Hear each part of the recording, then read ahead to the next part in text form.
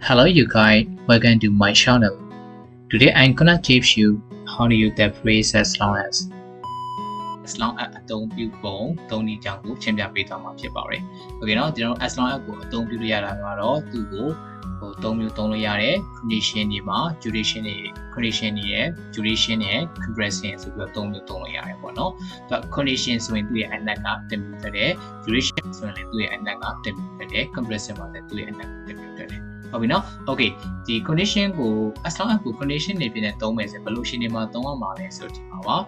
ကျွန်တော်ဒီမှာပထမရေးထားတယ် to introduce a condition of requirement ဒီဘယ်လိုအရှင်တွေတစ်ခုခုထားမှကျွန်တော်လိုချက်တစ်ခုခုကိုပြောတဲ့အခါမှာ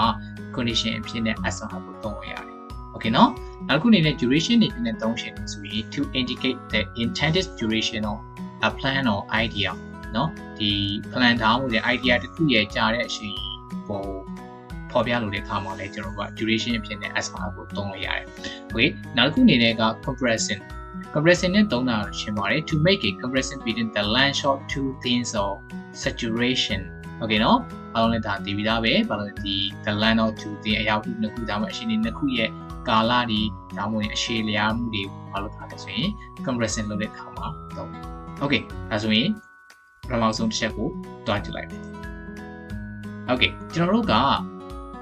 condition ဖြစ်တဲ့ as long as ကိုသုံးမယ်ဆိုရင်သူ့ကိုဗမာလိုမျိုးဗမာအတန်ထွက်မယ်ဆိုရင်ပေါ့နော်ကျွန်တော်တို့ကမတာလင်းလို့ထွက်တယ် okay နော်ကျွန်တော်ဗမာလိုဘာသာပြန်မယ်ဆိုရင်ကျွန်တော်တို့ကမတာလင်းသုံးမယ် okay ဒီမှာကြည့်မယ်ဒီမှာကျွန်တော်ရေးပြထားတဲ့ as long as နောက်မှာပါလို့လေ subject နဲ့ verb နဲ့လိုက်ရဟုတ်ပြီနော်ဒါပြီးမှလဲဆိုရင် condition ဖြစ်တဲ့ as long as ကိုကျွန်တော်တို့က condition ဖြစ်တဲ့သုံးမယ်ဆိုရင်သူ့ရဲ့နောက်မှာ subject နဲ့ verb လိုက်ရမယ်မြန်မာလိုဘာသာပြန်မယ်ဆိုရင်ကျွန်တော်တို့ကမတာလင်းပြန်တာကသူနဲ့ဒီစီလျော်မှုရှိတယ်အစီလျော်ဆုံးလို့ကျွန်တော်ထင်တယ်ပေါ့နော် okay ဒီမှာကြည့်အောင် you can use as long as to introduce a condition of requirement that must be met for something else to happen or be true okay နော်ဒါဆိုရင်ဒီမှာလဲဒါလေးကတော့သူက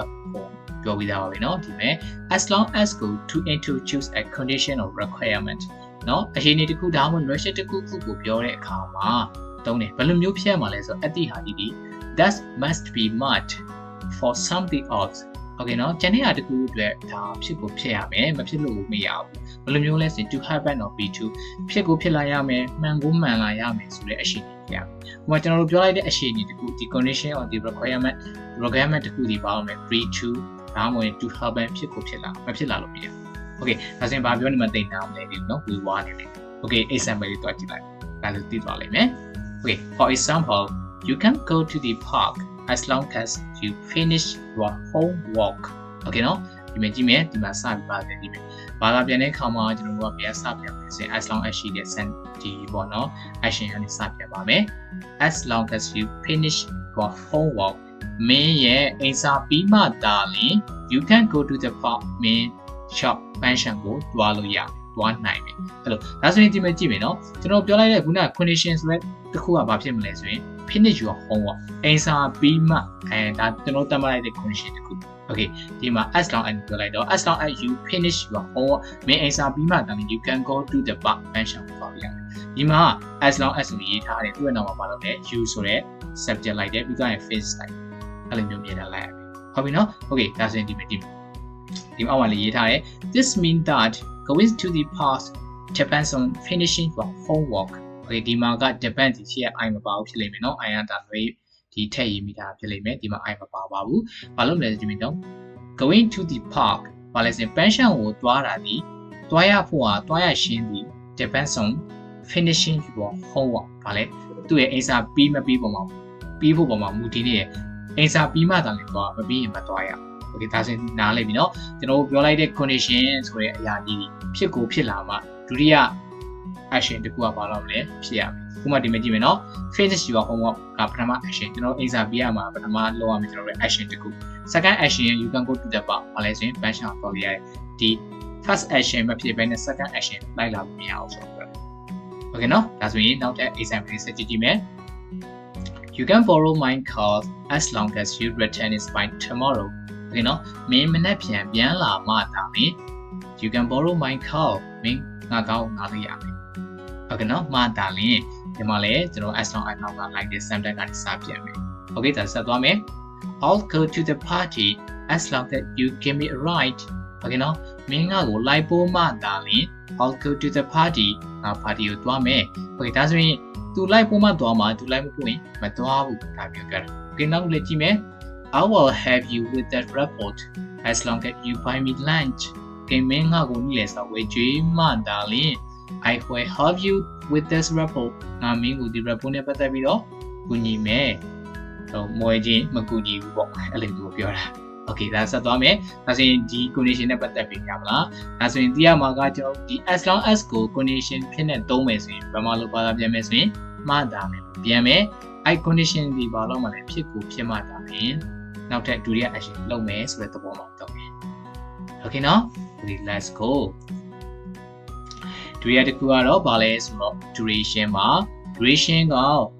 as long as go duration in a dome, so in to Ale, Gunaga. ကျွန်တော်ရှေ့မှာပြခဲ့တဲ့ဒီ condition နဲ့အတူတူပဲ pattern ကတော့ as long as တော့ဘာလို့လဲ subject နဲ့ pattern လိုက်တယ်သူ့ကိုမြန်မာလိုဘာသာပြန်မယ်ဆိုရင်တော့ကာလပတ်လုံးတရွေ့အဲ့လိုပြန်လို့ရတယ် okay ဒါကြည့်အောင် you can use as long as to indicate duration of plan or idea okay နော်ဒီ plan တောင်းဝင် idea တစ်ခုရဲ့ကြာရှည်ကိုညွှန်ပြလို့တဲ့အခါမှာဘာလုပ်လဲဆိုရင် as long as ကိုသုံးလို့ရတယ်တဲ့သူကျွန်တော် duration ဖြစ်တယ်Okay, no. The as long as duration in the domain swing, color palette, way to Tonya, pollution in my tona lesson, plan down idea to create duration charging your recamo as long as good tone. Okay, the other object usually referring to the future. Okay, no, the other object from another go, the only issue. Okay, oh, normally, for example, we are very happy for you to stay at our house as long as you like. Okay, no, you might as in Babylon is low. မင်းကြိုက်နေသေးမင်းနဲ့တက်သေးငါတို့အိမ်မှာမင်းနေတာကိုငါတို့အရန်ပျော်တယ်ငါတို့ပျော်တယ်အဲ့လိုမျိုးပြောတယ် Okay အဲ့မှာကျွန်တော်အောက်မှာလည်းသူ့ရဲ့ meaning လေးကိုပြောပြထားတယ် This means that you can stay at our house for any length of time that you want Okay เนาะဒါဆိုရင်ဘာပြောရလဲဆိုတော့မင်းနှစ်သက်နေတယ်မင်း nation တွေအချိန်ကာလဘယ်လောက်ပဲကြာကြာမင်းငါတို့အိမ်မှာနေနိုင်တယ်ဆိုတော့ Okay เนาะမင်းကြိုက်တဲ့တော့မင်းကြိုက်တဲ့တော့မင်းနဲ့တဲ့တော့ငါတို့အချိန်ငါတို့အိမ်မှာမင်းအချိန်ဘယ်လောက်ကြာငါတို့နေနိုင်နေဆိုတော့ Okay နားလည်မယ်နော်ဒါဆိုရင် you like ဆို as long as you like ဆိုတာဒီမယ်နော် you the subject နောက်က like the verb Okay ဒါဆိုတဲ့ဘာပြောရလဲဆိုတော့သူ့ရဲ့သူနှစ်သက်နေတရွေ့ဆိုရဲအနာဂတ် plan တစ်ခုပြောတာ Okay ဆိုရမယ်နော် as long as I live I love you ငါအသက်ရှင်နေတဲ့ရွေ့ I love you ငါသူ့ကိုရှင်းနေမယ်ဒါမျိုးကိုပြောတာဒါဆိုလည်းရမယ်နော်ဒါဆိုရင်သူ့ကိုရှေ့ကိုထားပြီးနောက်ကိုထားပြီးကိစ္စမရှိဘူးတကယ်ဆို as long as ဒီကိုရှေ့မှာထားခဲ့မယ်ဆိုရင်ဘာခံရမှာလဲဆိုသူ့ကို comma လေးခံသုံးပေးရမယ်